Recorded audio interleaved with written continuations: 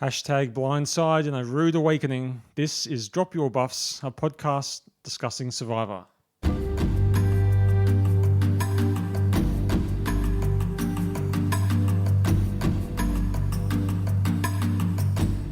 Tonight we're discussing Survivor Game Changers. This is the episode that aired in Australia on the 27th of April 2017. With me tonight, as usual, Craig. How's it going? Very well, Stu. How are you? Pretty good. Now, I thought you were going to talk about lines in the sand being washed away by a rising tide there in your little opening. Yes, no, there were lots of lines in the sand. Came up a bit, didn't it? Discussed, yes. And, you know, it did made me think, where did that come from? Where did that, what is the origin of the whole lines in the sand business? I have no idea, but I'm pretty sure you've researched it. Well, some people say that it actually came some reference from the Bible, but that's not actually true. It has been used over the centuries in sort of different ways, but the main way that it's probably known, particularly in America, is from the Alamo. Oh, okay. And that was because Colonel William Travis, who was the commander of the Alamo Defense Forces, at the end when he was losing, the Alamo was completely surrounded, and the Mexican general said he demanded their surrender, otherwise everyone would die. And Travis got all of his defenders together and said that defeat was almost certain, but he pulled out his sword, he drew a line in the ground of the Alamo, and he asked for volunteers to cross over the line and join him, understanding that their decision would be irreversible because Travis had decided that he wasn't going to be taken alive. Right. And everyone crossed over the line apart from one person, Moses Rose, was the only defender choosing to leave the compound. Right. So he had to sit out the immunity challenge, did he? Exactly, exactly. So, yeah, so that's where that line of sand came from. Well, how long ago was that? Well, that was around that was about the 1860s, wasn't it? Around that sort of period. But I mean, it didn't come from that particular thing, but it was. But that's where they've traced the saying to. Well, it's sort of mostly associated with that thing, but it has been used over the centuries before that as well. Gee, we learn a lot from this show, don't we? It's a very giving show, isn't it? It is. It's a giving show. Oh, brilliant! Well, thanks for that bit of trivia. Before we get started, just a quick word. Just don't forget to leave us a review on iTunes. You can just go to dropyourbuffs.com/review. That'll take you right there. Yeah, awesome. And also one thing I'd like to say, just a correction from last week as well. I mentioned that Zeke and Hannah were engaged, but they are not. They're not. It was just a bit of a trick. It was just a bit of a prank by Zeke and Hannah, who apparently like to do this kind of thing all the time. And thanks to Ryan from the Australian Survivor Community Podcast for alerting me to that. So there you go. Thanks, Ryan. Yeah. Well, should we carry kick on off this episode? Yeah. Let's get going. Well, is it worth starting this episode by just reminding everyone what the majority and minority alliances were at the beginning of this episode? Yes, I think it's particularly important in this episode. Yeah. It is very important. So in the majority, absolutely right, because it absolutely goes to what happens at the end. But so in the majority, we start out with Culpepper, Sierra, Troyzan, Debbie, Sarah, and Ty, all in a voting block of 6. And a minority, which is a group of 5, and it's not probably quite as strong as the 6. It's a bit of a ragtag sort of group. There's some disaffected members of it. People that sort of really haven't found their place in a strong alliance yet. No, well, as someone later said in the episode, they're the free agents, basically. Yeah, so they're all kind of their own. Yeah. So they're sort of voting together, but there's not as much structure to it as perhaps on the majority side. And so here we're talking about Andrea, Michaela, Sari, Zeke, and Aubrey. That's right. So it's 11 left, 6 versus 5, and that's pretty important, as we know, for what happens at Tribal Council later. And also, don't forget that in that majority 6, you've got Troyzan has 1 idol and Ty has 2 idols. Exactly right. So 3 of the idols are in the majority as well. So they're in a very strong position as we start this episode. And Sierra has that advantage that she could have played a couple of episodes ago, and it's at 6 or 7, whatever it is. What was her advantage again? Oh, I can't remember. You got me. But yeah, there is some strong advantages going on over there. And of course, and did you say that Debbie's got her extra vote? No, she's already played it, hasn't she? Yeah, that's right. That was how she got rid of Aussie. That's right, yeah. Which she didn't actually need to use that. As it turns out, that's right. So anyway, that's the way the alliances line up, maybe against the line in the sand at the beginning of the episode. But Debbie was talking about back at camp after Aussie's been voted out in the previous episode. Debbie's talking about lines drawn in concrete. She was very happy Aussie is gone, and she was talking about getting rid of the minority systematically. And she was very, very confident and very happy with how things were going. It could have been a bit of foreshadowing, but there's not much concrete on these Pacific islands. No, it's not, is there? No, it doesn't. It's It not. doesn't really No. work. I don't think that analogy. A lot of aggregate, plenty of sand, but not much cement to mix it with. No. Andrea was concerned she was a bit screwed at this point. Yeah. Well, this is. Are you talking about directly after the last tribal? directly It's after the last tribal, nighttime, and there's no love lost between Zeke No. and Andrea. No, they're not happy at all.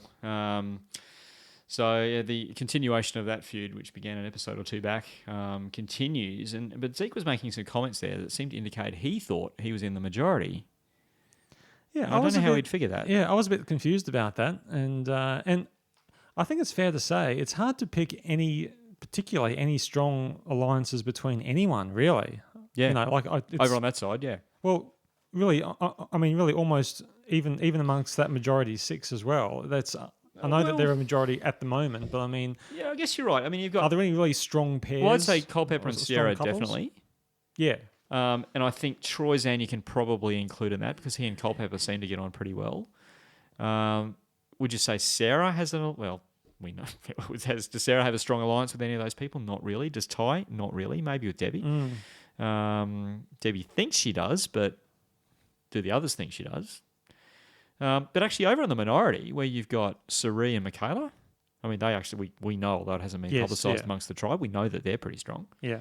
Andrea's sort of there because she doesn't sort of fit in over on the other side, but there's no love lost between her and Zeke. And we've got Aubrey Aubrey is a bit of a free agent, really floating along a bit. I'm not sure who Aubrey really identifies with. Her colours have not been clearly displayed, I don't think. No, and that just might be in the edit. That's all. We don't. Could be. Perhaps we just haven't seen or that. Or it could but, be. I mean, someone said tonight she's very smart, and could be she's playing a very smart game here. It's just staying a bit under the radar, and she's certainly not being targeted. I mean, I think she got a vote last tribal council, didn't she? Yeah, she got one vote last time, and that was from Zeke. So anyway, but so interesting start to the episode. And then we saw Sarah. Sarah's talking about how she has options if she goes with Zeke. And that said, she was the one who talked about the line in the sand being washed away by the rising tide. So off we go to the reward challenge. Day 25. Day 25, yeah. Shame there was no Aussie for this one, really. I mean, this is just set up for Aussie. I know, and we saw so many awkward dives in this. Aussie. And we talked about we saw all sorts of belly flops and all sorts of things. There are a few people who did reasonable dives. Troyzan did a reasonable one. Debbie did a reasonable one. But a lot of them were the best. A lot of them were pretty ordinary, weren't they? So this was another sort of water challenge, as you can probably guess. It had 2 teams. There was a schoolyard pick. Culpepper and Sari were the captains. Yep. I think that Culpepper's team seemed a bit skewed. You know, I think that they seemed a pretty strong team, really. I think Sari's team looked a bit. Oh, very much so. Yeah. I mean, well, of course, in this one, because there's an odd number of people, one person had to sit out, and that was in this case was Michaela. Correct. Which I was a bit surprised about. Why? You know, she's a pretty physical sort of person. Absolutely. Absolutely. I thought she'd be picked ahead of some other people. So I'm not really sure whether that was more of just a personality thing, perhaps, or I'm not sure. Don't know. Of course, we didn't see the schoolyard pick, so we don't know what happened. But unless it's because we know that Culpepper really doesn't like Michaela, so he probably wouldn't pick her. Sari was the other captain. Maybe she didn't want to pick her to make it obvious. Yeah, that's right. Because they are trying to keep that under wraps, aren't they? Perhaps. It could be yet another example of Sari's very strategic play, and although not that Michaela was too impressed about being left out, but little did she know what was under her foot. That's right. She just never seemed to see. And we'll talk about that later. There's a bit of forensic analysis I think we need to do about the whole incident at the end of the challenge, but we'll get to that. So off we went, and we had Troyzan losing his boardies there at one stage, and I mean, at the end of the day, it was a pretty dominating win by Blue. Yes, it wasn't particularly exciting. And really, the story of the challenge really was what happened at the very end with Sari, who struggled her way through and didn't look like she was going to be able to do it, but with the encouragement and support of the other members of not just of the team she was on, but also of the winning team. She got there. Yeah, well, I mean, it did sort of it didn't look great for Suri, but of course Zeke, who was the player before her, he had already lost his team a fair bit of time even before Suri even got to start. So, I think the Orange team, so Culpepper's team, were already up and had the grappling hook and were already pulling the rings in from the water long before Suri even started. That's the blue team was Culpepper's. Yeah, blue team. Sorry, that's right. Yeah. Blue. Yeah. So I don't think that anything Suri did there caused her team to lose the challenge. I think they were already out of it. But not only that, it doesn't do her any harm. No, that's right. She's not seen as a strong contender in challenges, and so therefore she doesn't have that target on her back. So I don't think that did her any harm at all. And in fact, it might have done her a lot of good because people saw how hard she tried to do that and how she overcome something that was very difficult for her and got there. And I think that will play well. Most of these people will be on the jury, so they all saw that, and I think that will be a tick in her box if she was to make it to the end. Well, it's been a good thing for Sarah too because it made her look very good because she swam out to help. She was the first one to dive in, wasn't she? Yeah, and so that puts her in a good light. And I'm not sort of taking anything away from what Sarah did because I think that she does seem to be a really genuine person, and that was a good move for her for several reasons. So obviously a very emotional experience for Suri there, but she conquered something that was obviously a challenge for her, and as I say, I think that'll be good for her. But anyway, that was the main story of the challenge. I thought the most interesting part though was came the afterwards. secret advantage. Yes, that's right. So Culpepper and his team were told to swim back to shore, so off they went. We see them swimming away. Jeff then says, "I'm not going to make you swim back, Suri. Bring in the boat. Everyone can get in the boat," which happens, and that's the point at which Sarah spots that right under Michaela's foot, or under the chair she's sitting on, is this thing with secret advantage written on it. That's right. So the police skills have come out here. She's been observant. She's noticed something that no one else has seen. So she's got to find a way to get it. Now, this is where it gets interesting. It does. And this is where we did our own little CSI Survivor investigation. We watched this backwards, several times, forwards, in slow motion to see how this freeze went. frame. And what seems to have happened is they're lined up. You got Michaela is sitting on the pontoon with the secret advantage under the seat. So the reason why that we did this is because we're trying to work out how could Sarah get this without anyone really sort of noticing. Exactly. That's exactly why we're doing this, and we're still not 100% sure, but we think we've worked it out. So we had we got Michaela sitting on the separate pontoon where the secret advantage by is herself. Yep. The boat seems to come in between there and the main pontoon where the survivors are standing, and we have, I think the order was Suri was first. That's right. Then Ty, then Sarah. And then behind Sarah was Zeke and then Troyzan.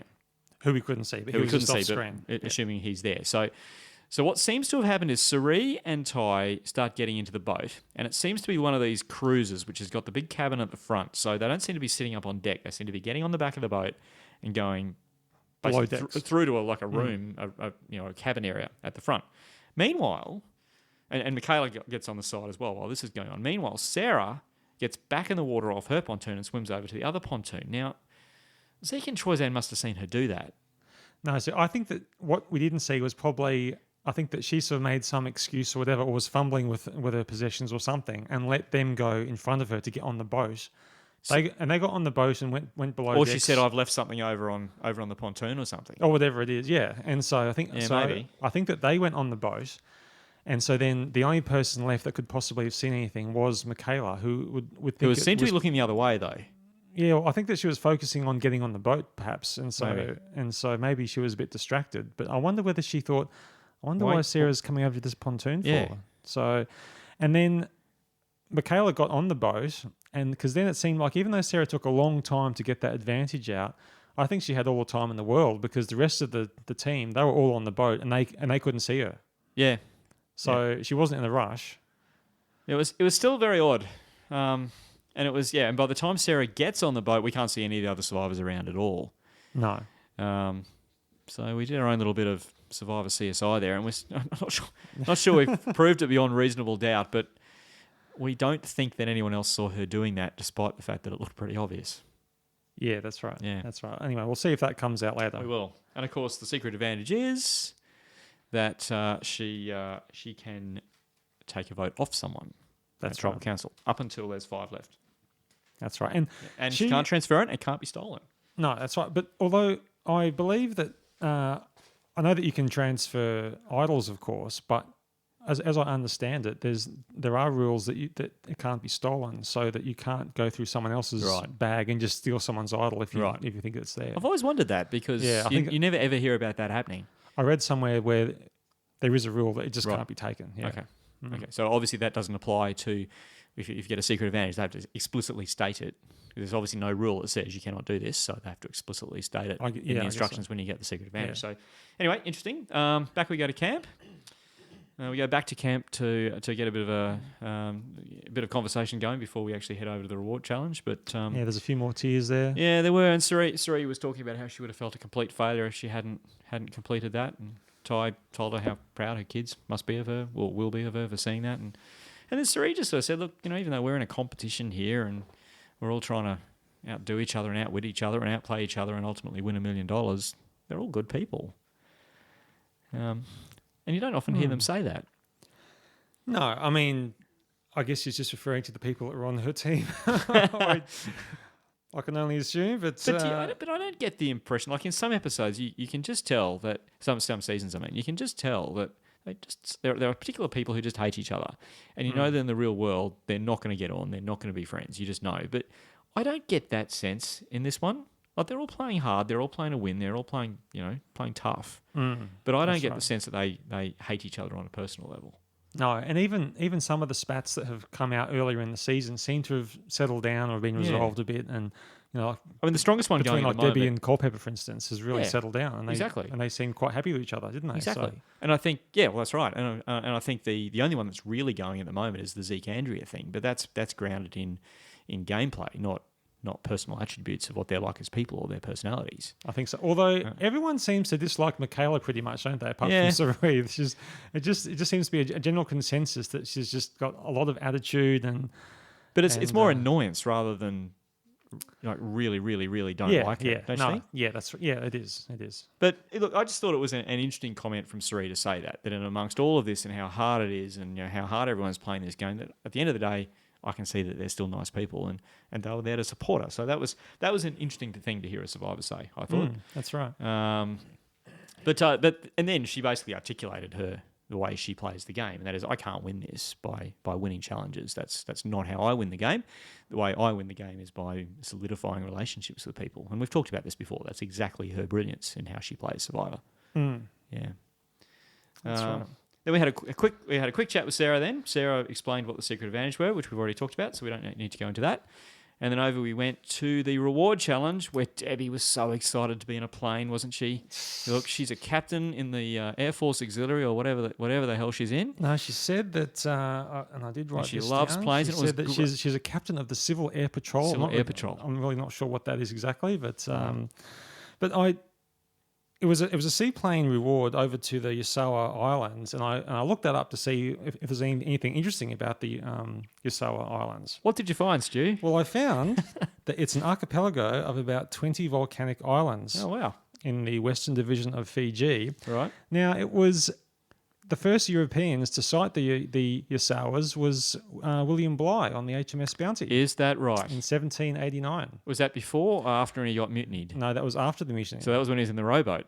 Oh, wow. Well, it didn't say that whether he was in the rowboat, but it was definitely following the mutiny. So I'm not sure exactly where. Well, during the mutiny, where he was. So didn't the mutineers basically commandeer the boat and head off and ultimately ended up on Pitcairn? And wasn't Bligh and a few of the officers loyal to him put in a rowboat?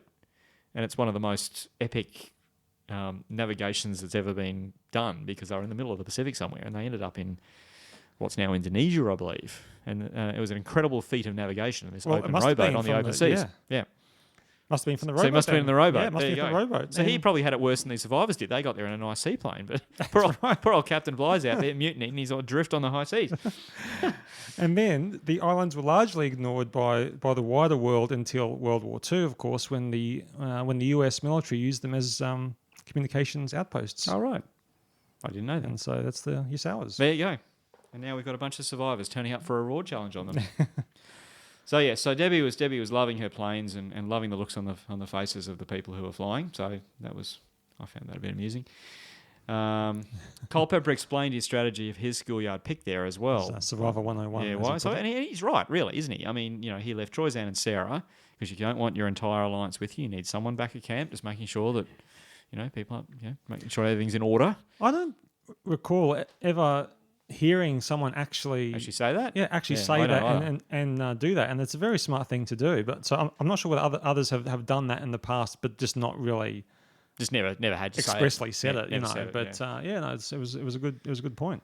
So then we had, absolutely, it was a good point. And as we've talked about before, Culpepper's playing a much stronger, much more strategic game than we've seen him do before. Yeah, and I think he's looking pretty good. He is. He is playing a kind of a leader position without really sticking his neck out too much. Exactly, much more subtle. The danger for him, of course, is that he keeps performing strongly in physical challenges, and that will put a target on him. So far I'm pretty happy with how he's going. Anyway, then we had a bit of a back and forth from Andrea to Sierra. Andrea, well, she was for the negative side of the coin. So she talked about how Zeke had turned on her for no reason. She talked about how she had nobody. Whereas Sarah was saying that, look, life couldn't get any better. This is fantastic. I'm in the driver's seat. It feels great. So we sort of had both sides of the coin there. But then back at camp, we didn't see a lot of the reward back at camp. We had Suri. No, it was quite a quick reward, wasn't it? Yeah, it was very quick. So back at camp, we had Suri and Sarah talking. And this is, again, Suri doing her thing and saying to her, who do you think are running it? And they both agree. It's Culpepper and Sierra that are running things at the moment. Well, this is the thing. This is the perennial problem with a strong majority, is that it doesn't matter how strong the majority is, there's always a pecking order. Yes. And the person at the bottom, there's not that much in it for them, really, besides getting a little bit further in the game. Correct. But being on the bottom of a majority is not particularly a great thing. No. And that's what Suri is appealing to when she's talking to Sarah. Absolutely. And she can see that. And Andrew did the same a bit later on. Yeah. Back at camp. And she can see that too. And Sarah conceded she was on the bottom of the pecking order. I always find it fascinating. How do these, and not just in Survivor, but pecking orders are everywhere. You have them in the school playground, you have them at work, you have them in social groups. How do they form? It's just fascinating how these things form. It's just groups of people, but somehow you get these pecking orders that just happen. And is it dominant personalities? Is it, people just don't like each other? I've always been fascinated by that, how these things happen. Why people get promotions at work over other people. And quite often it comes down to a pecking order. Gee, this is way too deep for this podcast, Craig. Know what I mean? Know what I mean? I just find it fascinating. That's right. And it's really... and you can't get away from it. It's yet another example of how Survivor... It's a microcosm of the real world in a lot of ways, isn't it? Because you see these things happen everywhere, and it happens in Survivor. Anyway, it's something I've always been fascinated about. How no one would have actually ever sat down and said, right, the pecking order for the majority of 6 is this, but they all know what it is, and it's all worked it out at some point. That's right. I just find that fascinating. That's right. Yeah. So, but anyway, as we say, Sarah is on the bottom of it, so she's considering changing. But as she rightly points out, it's all about the timing. That's right. Yep. Which brings us to day 26. It does bring us to day 26 and a wobbly table. The wobbly table. Is that the official name for this challenge? The wobbly I think so. The wobbly table immunity challenge. And look, it's quite simple how this challenge plays out. It would drive me crazy. But boy, it would be difficult. I think that this is the first time I can remember where they've actually had the blocks spell words. I thought in the past it's been blocks, but I can't recall them having letters on them though. Don't remember. But as I say, it's simplistic. This is what I love about some of these Survivor challenges that look so simple. They're really quite simple in what has to be done, but to actually pull that off would be just so hard. And Ty did not help his cause. I don't know what Ty was doing. I think he was trying to spell immunity, and it just make sure he had his blocks in the right order, and it just wasn't working for him. No. Now, what I like about this challenge and what Jeff said was that never give up. Yeah, because anyone can lose their load at any time, and so it's a very balanced challenge. Yeah, exactly right, and which is exactly what happened. I mean, Culpepper was looking pretty strong, and down he went. I think Andrea was looking pretty strong, and down she went. But Troyzan, he was there the whole time, and he didn't drop anything, did he? So he was, and at the end, he had no one within QE of where he was. So as everyone said, take your time. He took his time and came out with his first immunity win of the season. And he did well. Yep. He did well. Culpepper got close, but lost his blocks late in the game. Yeah.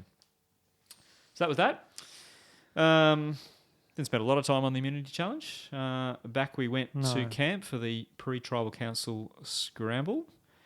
And all the conversation amongst the majority was, the initial conversation amongst the majority was that Michaela should go. And that was certainly Debbie's view until Culpepper said, no, that's not the best way to go.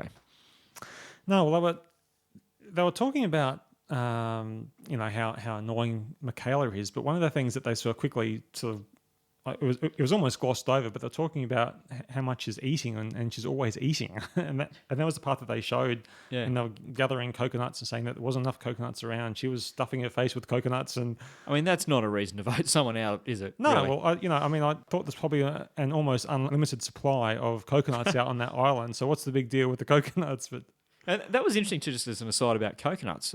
When Zeke was writing recently, he made the comment in the excellent article he wrote in response to what happened at Tribal Council a couple of episodes back that coconuts, I didn't know this, coconuts are a natural laxative, apparently. yeah. That must be a problem when that's all you've got to eat. Well, he was basically saying it's like a double-edged sword because you Yeah. sort of weigh up, is it worthwhile eating coconuts, which is food, but it's going to cramp Clean up you out. your, Exactly. your stomach. So Anyway, we won't dwell on that, but I thought that was an interesting and unknown was. fact about coconuts that I didn't know. Anyway, so they're talking about Mikado initially, but then Culpepper says no. Andrea's actually the one we need to be thinking about. She's too good. She's very good strategically. To which Debbie sort of said to camera later, well, look, Mikado is really annoying, but I'm cool with Andrea. If Culpepper thinks Andrea should go, I'll do that. Which we both laughed hysterically at. So it's sort of like normal Debbie crazy talk, isn't it? oh Like she yeah, said it was like she was just describing herself. It was just hilarious. Yeah, that's right. So Sarah's not happy because she wasn't part of this decision. And it was very obvious, wasn't it? They showed that group of 6. We said Debbie saying, "Right, this is how it's going to be," and no one even looked in Sarah's direction. Well, why would they? Because she's on the bottom. So, But what a way of demonstrating it, even if it's subconscious. That's It right. makes it very. And she's the cop. She's the one who notices these things. That's She right. notices the things that other people don't notice. So I think she realised at that point that it definitely confirmed her thought that she was on the bottom. So she goes and has a chat with Zeke and explores whether they should make a move. And then I suspect Sierra got wind of what might be happening and did her little spiel with I Sarah think about that's the where final that came 3. from. Yeah, I suspect. We don't know that No. Sarah knew this, but Sarah's pretty astute and she knows what's going on. So I think she probably got wind of it. She went and had a chat with Sarah and said, hey, how about you, me and Debbie in the final 3? So Sarah seemed to... That's a good point. Yeah. Sarah seemed to accept that, which put a little bit of doubt into her mind. Well, that seemed to really sway her a bit because I think she probably thinks, well, I think I could probably beat Debbie in the final 3. And she probably gave herself a good chance against Sierra as well. And so she was probably quite happy with that final 3. Yeah, as she would be. But then it turned out that Debbie went and had a chat with Aubrey and was trying to ingratiate herself with Audrey and pretend they were best friends, to which Aubrey rolled her eyes at the camera. You don't often see them looking And a straight bit more than that too. When But, she when she later then went on, on to but- have a chat with, it was Sarah she had a chat with afterwards, didn't she? When she expressed her views, and they had to bleep it out. But you don't often see that, do you? Where the survivors actually look straight at you in the camera and roll their eyes. You don't often. No. That's unusual. No. So I thought that was pretty amusing. Debbie thought it was working, but Aubrey was having none of it, and tells Michaela she's in trouble. yeah, and you can see what Aubrey was just really, she was just finding Debbie by that stage quite obnoxious and just very cocky. Or the whole majority was acting very cocky, and particularly Debbie, and that just really riled up Aubrey. So. Yeah. And she was saying, this is exactly what happened in Debbie's last season. And She got it's around overconfident? that point, that's when she got voted off. Overconfident and made mistakes. So, Wonder what's going to happen at Tribal Council. we shall see. Well, I thought at this point, before we got to the Tribal Council, I was just sort of thinking, will Sarah actually flip here? And I thought that she wouldn't, because I thought that given that she also has that secret advantage as well, even though she's on the bottom, being in the majority but having that advantage, I thought that might be just enough to keep her with the probably the more safer option, because she could perhaps use that advantage to get her off the bottom. Yeah. So that was my sort of feeling, was that I thought she probably wouldn't flip. Okay. Yeah. Well, I think that's reasonable. I mean, they sort of injected through the editing, the thought that she might use it. Oh, yeah, it's always that sort of 50-50 sort of... But I think the way you described that, I think that's pretty right. Mm. Yeah. Anyway, off we go to Tribal Council, and a pretty wild and windy one, judging by the palm trees going on behind them. Yes, it was. But I was really glad to see Hayley and Aussie colour coordinating. Oh, They're both in red and black. I didn't notice. Didn't you notice that? I didn't notice. I didn't notice that. Look, I think in primary colours, blue, red, and yellow, and I don't see these things. I'm terrible when it comes to colour. So we started off by talking to Sari about what happened at the challenge, and she said it was humiliating, but her competitors were willing to help her. Back over to Andrea, still saying she's on the bottom. Zeke actually outed the Majority Alliance and said who they were. Yeah, I thought it was funny then, sort of towards the end of the Tribal Council, Jeff was talking to Debbie, and Debbie said, "It is inconceivable to think that there's anything but a strong 6." Yeah, so I think she actually used a few more words than that, but yeah, that's basically what she said. Yeah. I was listening to it thinking, oh gosh, we're going to have one of these. Someone said something strange last time, which we never worked out what they meant, and I thought, is this going to be another one of those? But then she went on to describe how the alliance works, and it's unanimous. They dialogue, and there's respect for each other. And I mean, we know that's not what's happening. No, that's right. And Zeke is saying is that he basically counts on the deck to be reshuffled every time someone is voted out, which I guess you would if you're in the minority thing. You sort of hope that every time someone goes, there's a chance then for things to change. And it's right again. I mean, this is, and on the microcosm of society thing I was talking about before, I mean, just think about when one person leaves a workplace and someone new comes in. It changes the dynamics every time. So there's no reason why that wouldn't happen in Survivor as well. Yeah, that's right. But right. It's a pretty... I liked that comment. The deck reshuffles, and it's that thing about, there's always hope. Get yourself to the next day, and there's always hope. Your fire is your life, and when it's gone, so are you, as Jeff says at the start of the early tribal councils. So that was interesting. Should we get to the vote? Yes, let's go. No, before we do, what was Michaela talking about? She sort of said, I'm going to fight to the end, and then she said, I don't want to sit here looking like, was it boo-boo foo? It was something like or that. Fool, she really rambled on quite a bit. What is boo-boo foo? I don't know, but just a general comment about Michaela, though, is that I don't think she's really taken on board this whole thing from Sari about dialing it back a bit, and it's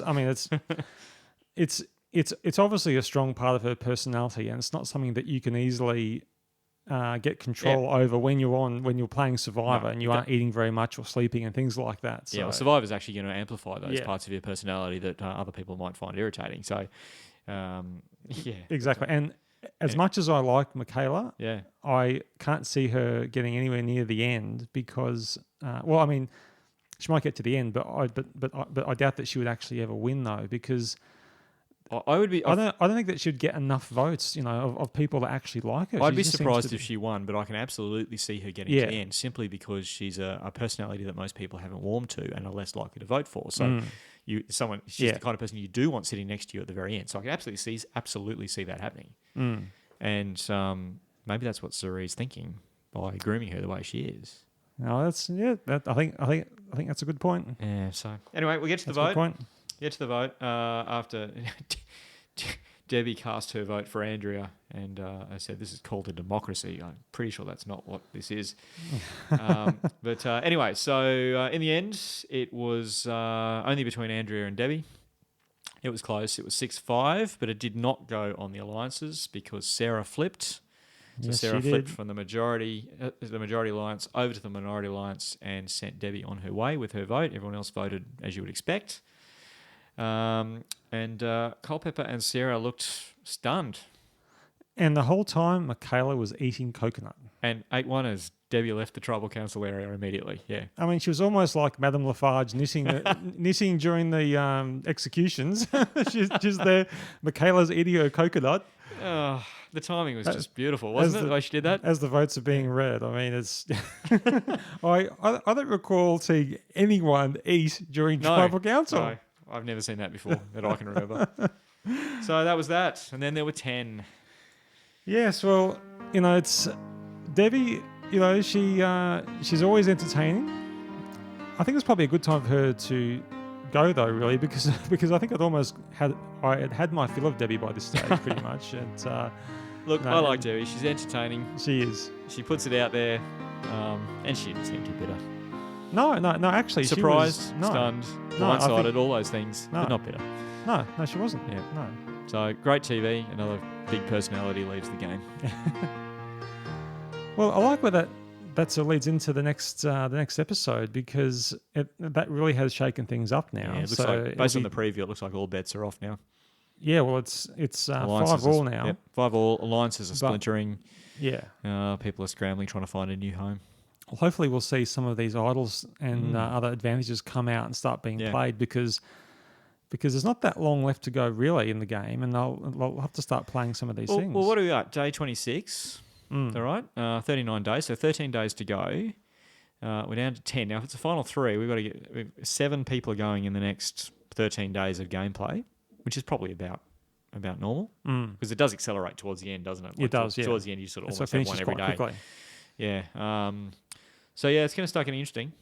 Well, thanks for everyone for great talking about Survivor again, and thanks, Craig, for coming in. Pleasure, Stu. Good to be here. Can't wait to see the next episode. Absolutely. Have a good week. See you next time. Bye-bye. See ya.